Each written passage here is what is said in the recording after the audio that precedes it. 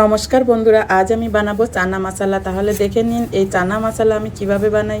আমি এখানে 100 গ্রাম মতো চানা নিয়েছি, সারা রাত ভিজিয়ে রেখেছিলাম যাতে ভালোভাবে সিদ্ধ হয়ে যায়। ছোলা আমি কুকারে সেদ্ধ করে নেব। এবার আমি দিয়ে দিচ্ছি ভেজানো ছোলা আর দেব জল। জলটা আমি এখানে বেশি পরিমাণে দেব, কারণ এখানে আমি অন্য জল ব্যবহার করব না, পুরো রান্নাটাই এই জল দিয়ে করব। দেব লবণ, গোটা গরম মশলা।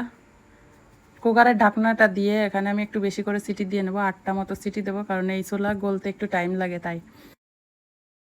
এখানে আমি একটা কড়াই নিয়ে নিয়েছি, কড়াইতে 3 টেবিল চামচ পরিমাণ তেল দেব। তেলটা একটু গরম হলে দেব তেজপাতা আর দেব গোটা গরম মশলা ফোড়নে। আদা রসুন পেস্ট দিয়ে একটু নাড়াচাড়া করে তারপরে দেব কাঁচা লঙ্কা আর পেঁয়াজ বাটা।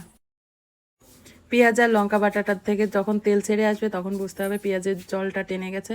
তখন আমি একে একে গুঁড়ো মশলাগুলো অ্যাড করব। জিরে গুঁড়ো, ধনে গুঁড়ো আর কাশ্মীরি লঙ্কা গুঁড়ো কালারের জন্য ব্যবহার করব। এই রান্নাটা করতে বেশিক্ষণ সময় লাগে না, যেহেতু ছোলাগুলো সিদ্ধ করা থাকে, খুবই অল্প সময় হয়ে যায়। এখানে আমি পরিমাণ মতো দেব লবণ আর দেব হাফ চামচ পরিমাণ হলুদ দিয়ে মশলাটাকে ভালো করে কষিয়ে নেব।